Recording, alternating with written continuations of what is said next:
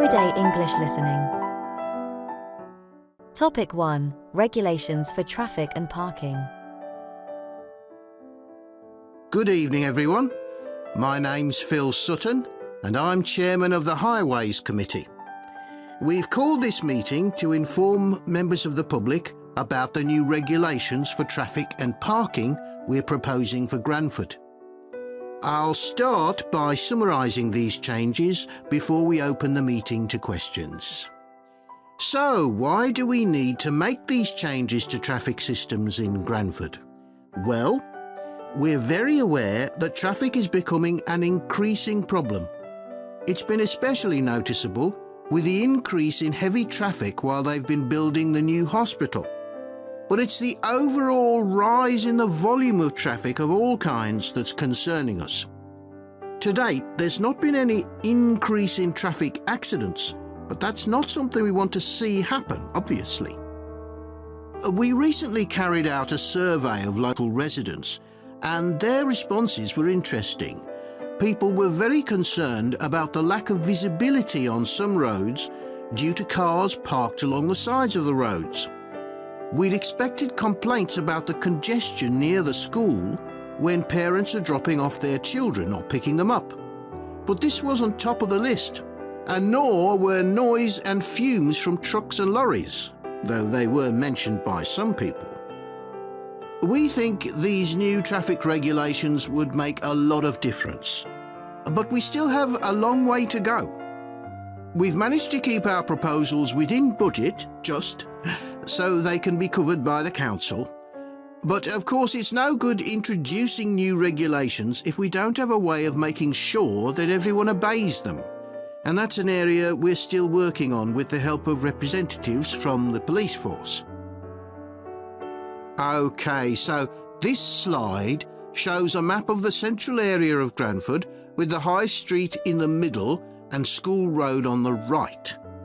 Now, we already have a set of traffic lights in the High Street at the junction with Station Road, but we're planning to have another set at the other end at the School Road junction to regulate the flow of traffic along the High Street.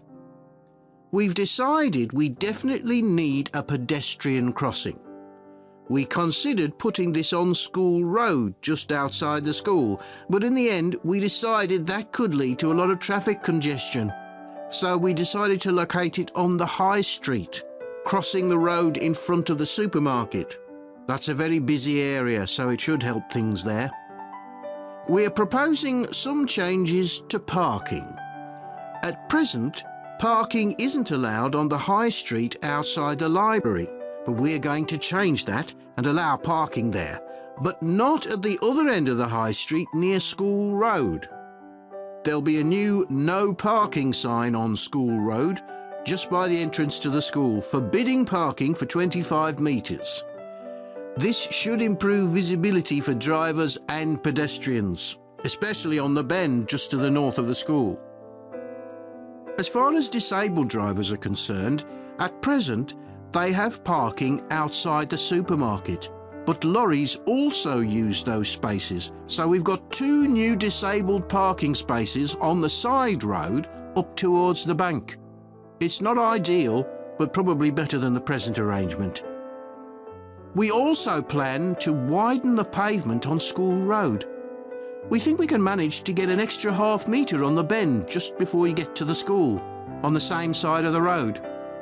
Finally, we've introduced new restrictions on loading and unloading for the supermarket, so lorries will only be allowed to stop there before 8 a.m.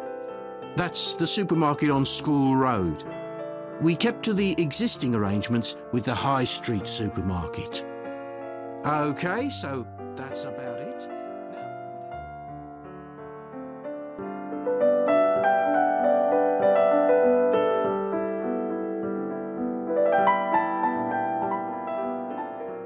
Topic 2. Animals in urban environments. Hi. Today we're going to be looking at animals in urban environments. And I'm going to be telling you about some research on how they're affected by these environments.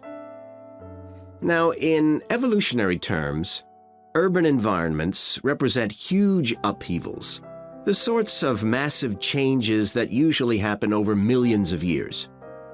And we used to think that only a few species could adapt to this new environment. One species which is well known as being highly adaptable is the crow, and there have been various studies about how they manage to learn new skills. Another successful species is the pigeon, because they're able to perch on ledges on the walls of city buildings, just like they once perched on cliffs by the sea. But in fact, we're now finding that these early immigrants were just the start of a more general movement of animals into cities, and of adaptation by these animals to city life. And one thing that researchers are finding especially interesting is the speed with which they're doing this. We're not talking about gradual evolution here. These animals are changing fast. Let me tell you about some of the studies that have been carried out in this area. So, in the University of Minnesota, a biologist called Emily Snellrud and her colleagues looked at specimens of urbanized small mammals such as mice and gophers that had been collected in Minnesota and that are now kept in museums there. And she looked at specimens that had been collected over the last 100 years, which is a very short time in evolutionary terms. And she found that during that time, these small mammals had experienced a jump in brain size when compared to rural mammals. Now, we can't be sure this means they're more intelligent, but since the sizes of other parts of the body didn't change, it does suggest that something cognitive was going on. And Snellrud thinks that this change might reflect the cognitive demands of adjusting to city life, having to look in different places to find food, for example, and coping with a whole new set of dangers. Then over in Germany, at the Max Planck Institute, there's another biologist called Katharina Miranda, who's done some experiments with blackbirds living in urban and rural areas. And she's been looking not at their anatomy, but at their behavior. So, as you might expect, she's found that the urban blackbirds tend to be quite bold. They're prepared to face up to a lot of threats that would frighten away their country counterparts. But there's one type of situation that does seem to frighten the urban blackbirds, and that's anything new, anything they haven't experienced before. And if you think about it, that's quite sensible for a bird living in the city.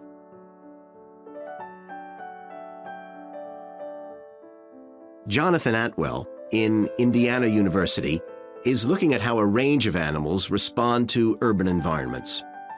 He's found that when they're under stress, their endocrine systems react by reducing the amount of hormones such as corticosterone into their blood. It's a sensible-seeming adaptation. A rat that gets scared every time a subway train rolls past won't be very successful. There's just one more study I'd like to mention, which is by Sarah Parton and her team. And they've been looking at how squirrels communicate in an urban environment, and they've found that a routine part of their communication is carried out by waving their tails. You do also see this in the country, but it's much more prevalent in cities, possibly because it's effective in a noisy environment. So, what are the long-term implications of this? One possibility is that we may see completely new species developing in cities.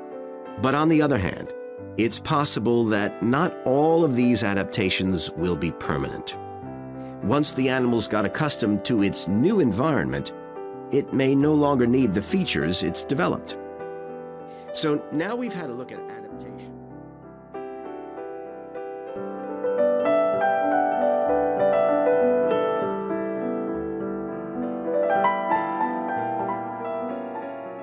Topic 3. Volunteering projects. Thanks for coming, everyone.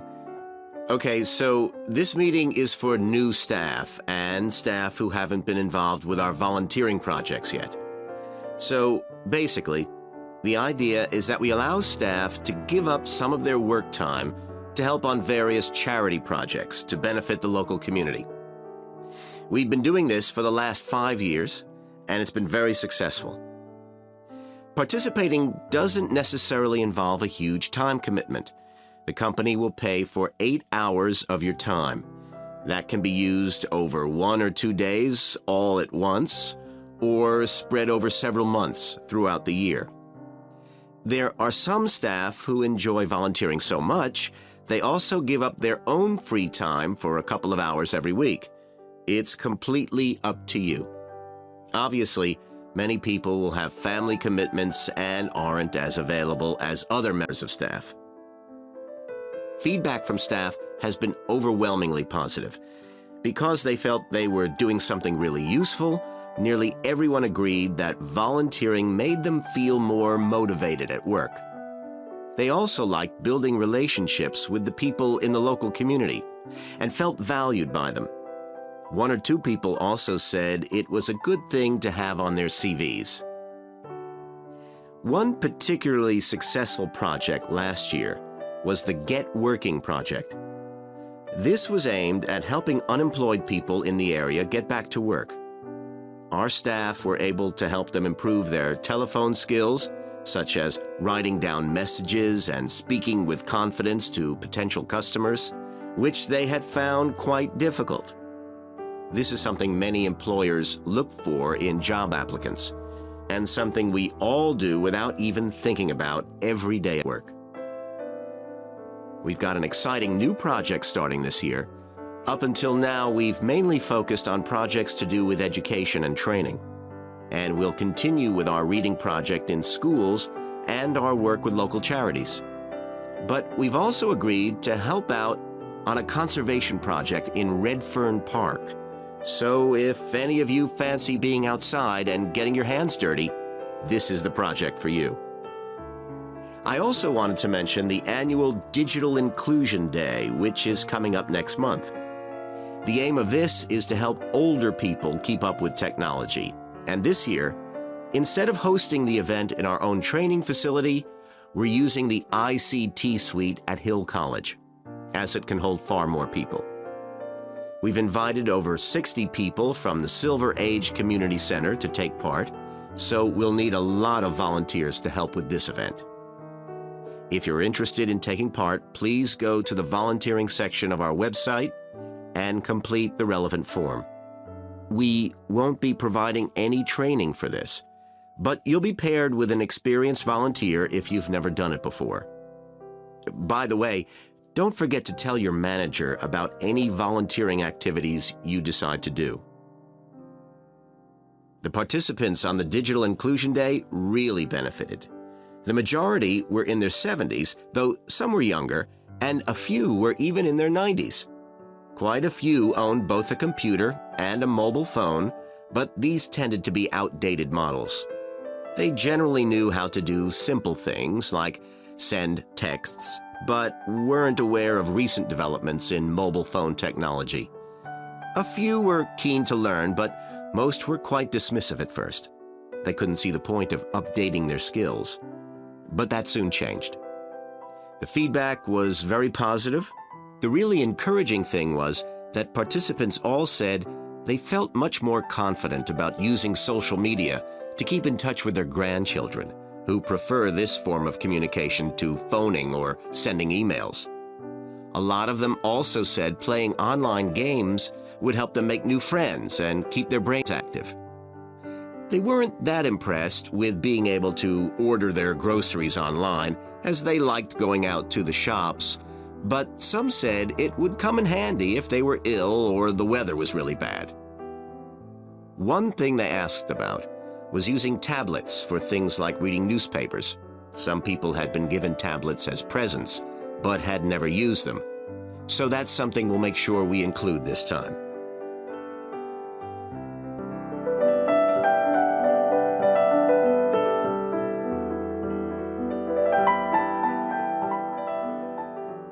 Topic 4. Episodic memory.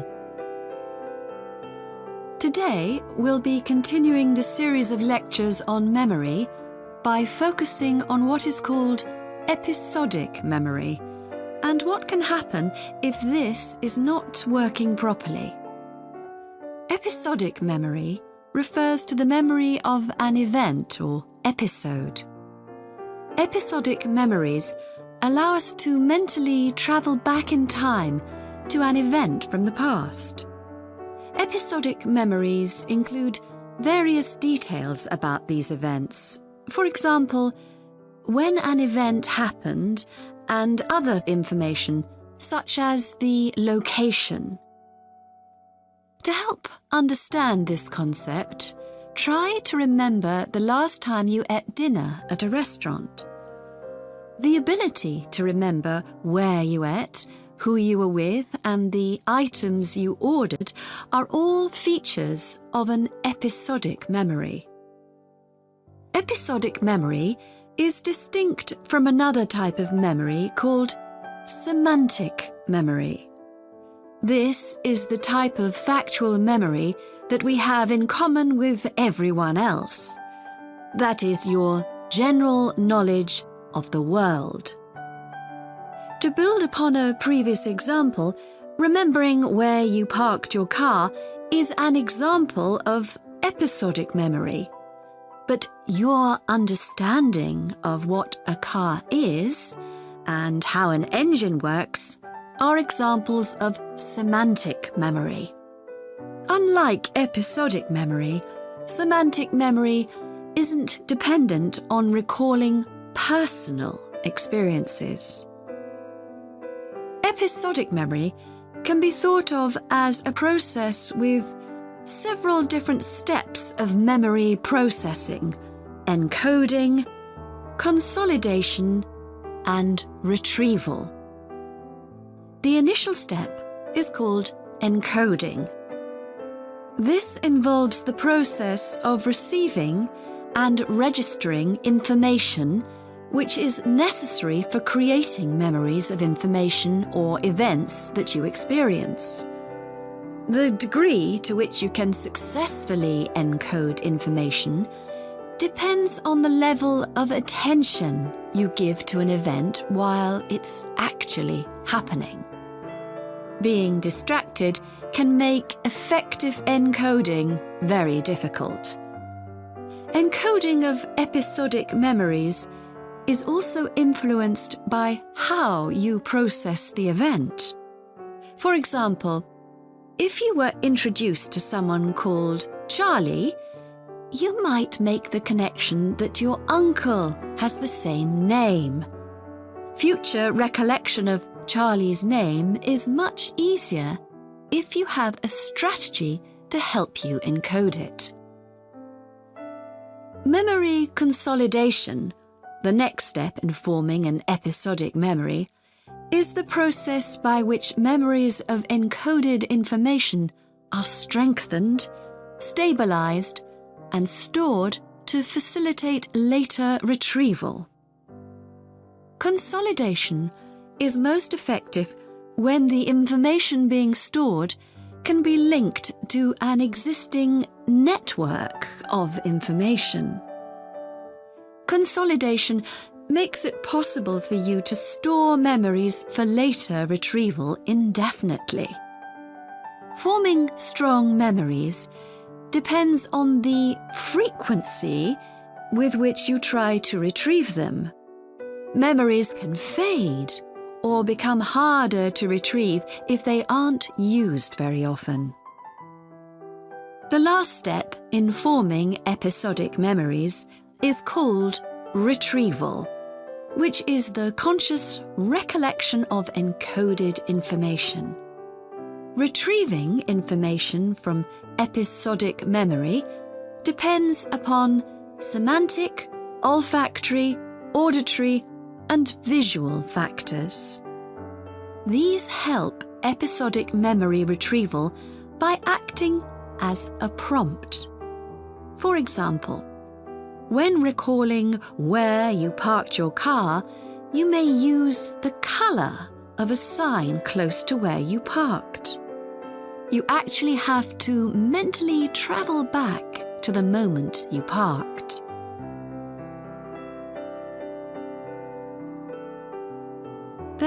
a wide range of neurological diseases and conditions that can affect episodic memory. These range from Alzheimer's to schizophrenia to autism. An impairment of episodic memory can have a profound effect on individuals' lives. For example, the symptoms of schizophrenia can be reasonably well controlled by medication. However, patients' episodic memory may still be impaired, and so they are often unable to return to university or work. Recent studies have shown that computer-assisted games designed to keep the brain active can help improve their episodic memory. Episodic memories can help people connect with others, for instance by sharing intimate details about their past, something individuals with autism often have problems with. This may be caused by an absence of a sense of self. This is essential for the storage of episodic memory and has been found to be impaired in children with autism. Research has shown that treatments that improve memory may also have a positive impact on children's social development. One study looked at...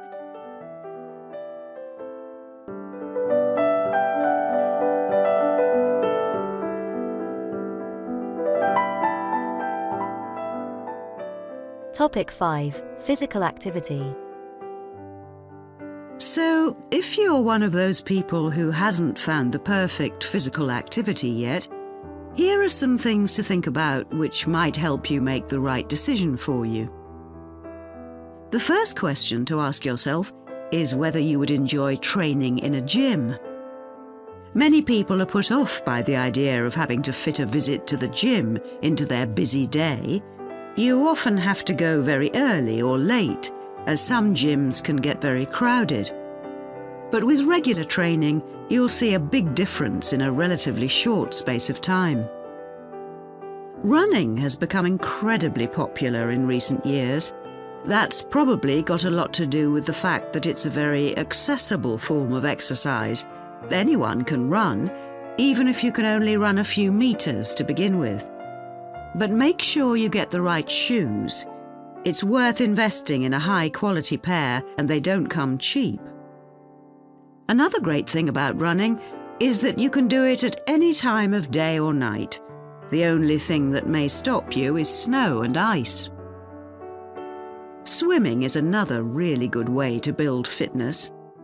What attracts many people is that you can swim in an indoor pool at any time of year. On the other hand, it can be quite boring or solitary. It's hard to chat to people while you're swimming lengths. Cycling has become almost as popular as running in recent years.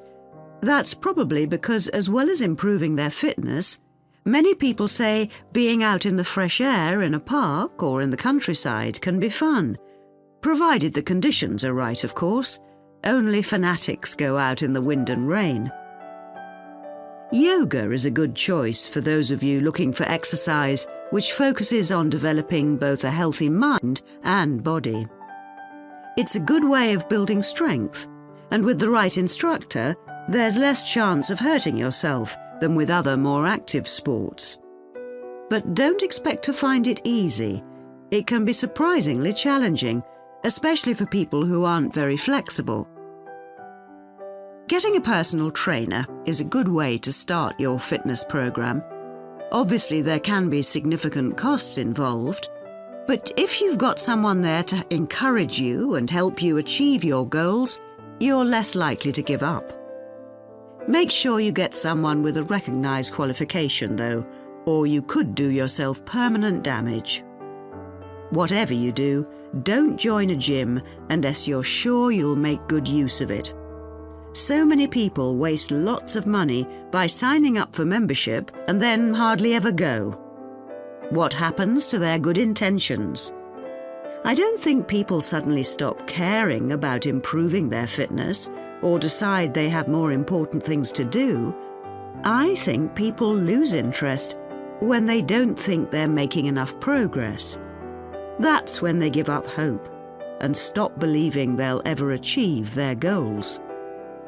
Also, what people sometimes don't realize when they start is that it takes a lot of determination and hard work to keep training week after week, and lots of people don't have that kind of commitment. One thing you can do to help yourself is to set manageable goals. Be realistic and don't push yourself too far. Some people advise writing goals down, but I think it's better to have a flexible approach. Give yourself a really nice treat every time you reach one of your goals. And don't get too upset if you experience setbacks. It's a journey. There are bound to be difficulties along the way.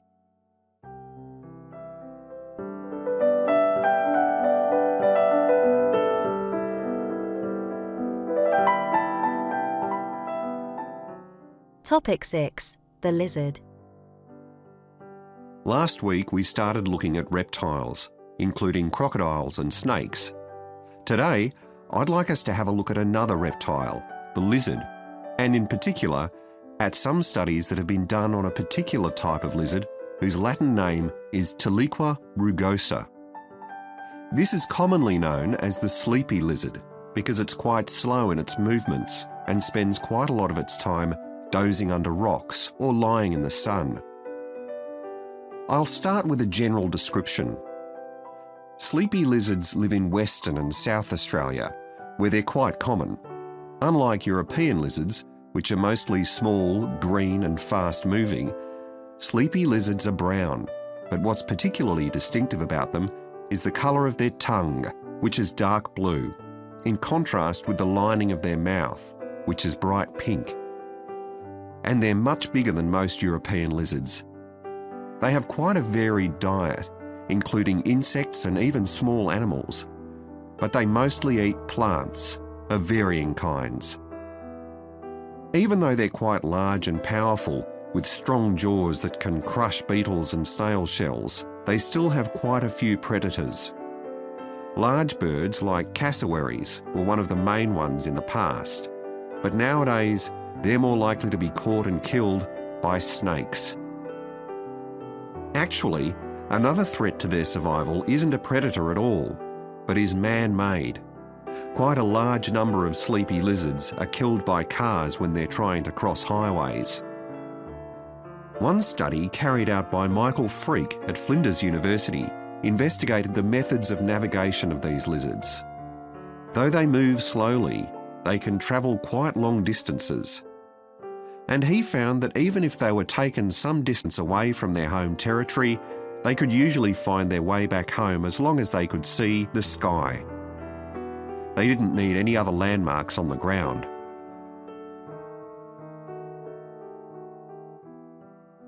Observations of these lizards in the wild have also revealed that their mating habits are quite unusual. Unlike most animals, it seems that they're relatively monogamous, returning to the same partner year after year. And the male and female also stay together for a long time, both before and after the birth of their young. It's quite interesting to think about the possible reasons for this. It could be that it's to do with protecting their young. You'd expect them to have a much better chance of survival if they have both parents around. But in fact, observers have noted that once the babies have hatched out of their eggs, they have hardly any contact with their parents. So there's not really any evidence to support that idea. Another suggestion is based on the observation that male lizards in monogamous relationships tend to be bigger and stronger than other males. So maybe the male lizards stay around so they can give the female lizards protection from other males. But again, we're not really sure. Finally, I'd like to mention another study that involved collecting data by tracking the lizards. I was actually involved in this myself. So we caught some lizards in the wild and we developed a tiny GPS system that would allow us to track them, and we fixed this onto their tails. Then we set the lizards free again, and we were able to track them for 12 days and gather data, not just about their location, but even about how many steps they took during this period. One surprising thing we discovered from this is that there were far fewer meetings between lizards than we expected. It seems that they were actually trying to avoid one another. So why would that be? Well, again, we have no clear evidence, but one hypothesis is that male lizards can cause quite serious injuries to one another. So maybe this avoidance is a way of preventing this, of self-preservation if you like. But we need to collect a lot more data before we can be sure of any of this.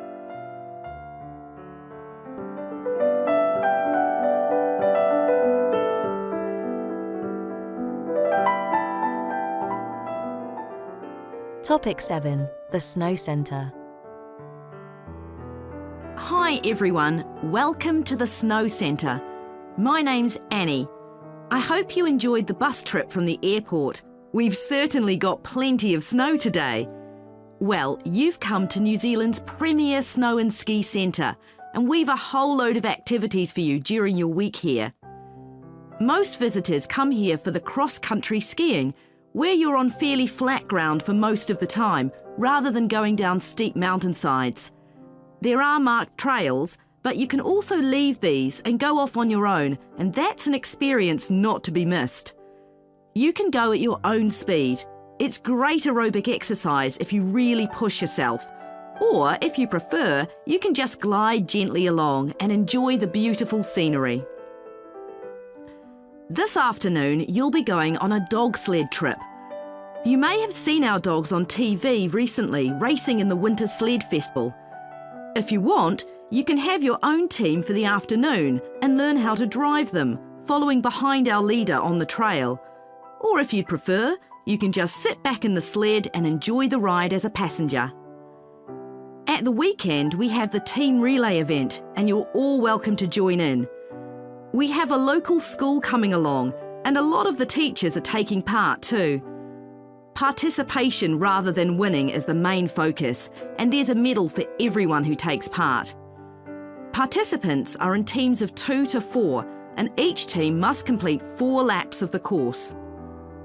For your final expedition, you'll head off to Mount Frenna wearing a pair of special snowshoes which allow you to walk on top of the snow. This is an area where miners once searched for gold, though there are very few traces of their work left now. When the snow melts in summer, the mountain slopes are carpeted in flowers and plants. It's a long ascent, though not too steep, and walkers generally take a couple of days to get to the summit and return. You'll spend the night in our hut halfway up the mountain. That's included in your package for the stay. It's got cooking facilities, firewood and water for drinking. For washing, we recommend you use melted snow, though, to conserve supplies. We can take your luggage up on our snowmobile for you for just $10 a person. The hut has cooking facilities, so you can make a hot meal in the evening and morning, but you need to take your own food. The weather on Mount Frenna can be very stormy. In that case, stay in the hut. Generally, the storms don't last long. Don't stress about getting back here to the centre in time to catch the airport bus. They'll probably not be running anyway. We do have an emergency locator beacon in the hut, but only use that if it's a real emergency, like if someone's ill or injured. Now, let me tell you something about the different ski trails you can follow during your stay here. Highland Trail's directly accessible from where we are now. This trail's been designed to give first-timers an experience they'll enjoy regardless of their age or skill, but it's also ideal for experts to practice their technique. Then there's Pine Trail. If you're nervous about skiing, leave this one to the experts. You follow a steep valley looking right down on the river below. Scary! But if you've fully mastered the techniques needed for hills, it's great fun. Stony Trail's a good choice once you've got a general idea of the basics. There are 1 or 2 tricky sections, but nothing too challenging. There's a shelter halfway where you can sit and take a break and enjoy the afternoon sunshine. And finally, Loser's Trail. This starts off following a gentle river valley, but the last part is quite exposed, so the snow conditions can be challenging. If it's snowing or windy, check with us before you set out to make sure the trail's open that day. Right, so now if you'd like to follow me, we'll get started.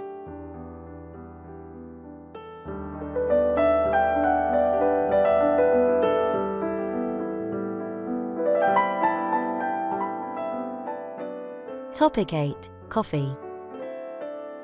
In my presentation, I'm going to talk about coffee and its importance both in economic and social terms.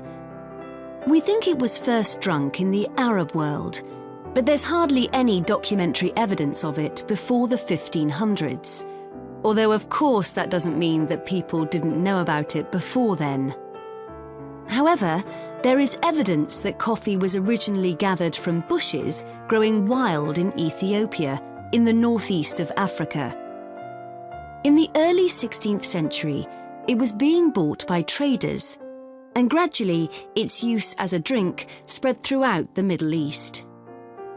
It's also known that in 1522, in the Turkish city of Constantinople, which was the centre of the Ottoman Empire, the court physician approved its use as a medicine.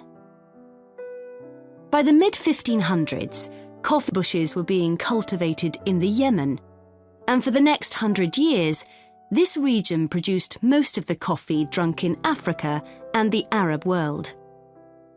What's particularly interesting about coffee is its effect on social life. It was rarely drunk at home, but instead, people went to coffee houses to drink it.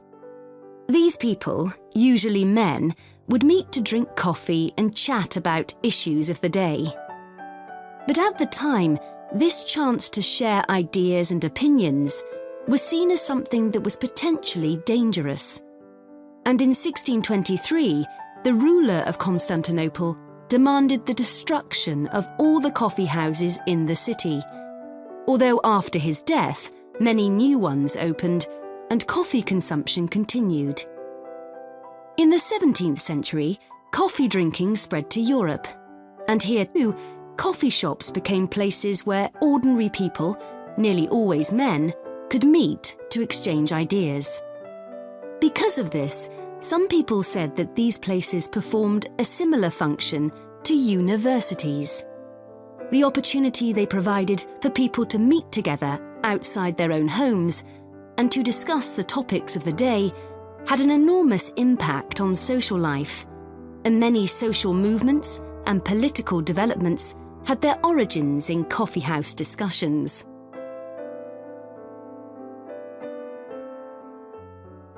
In the late 1600s, the Yemeni monopoly on coffee production broke down, and coffee production started to spread around the world, helped by European colonization.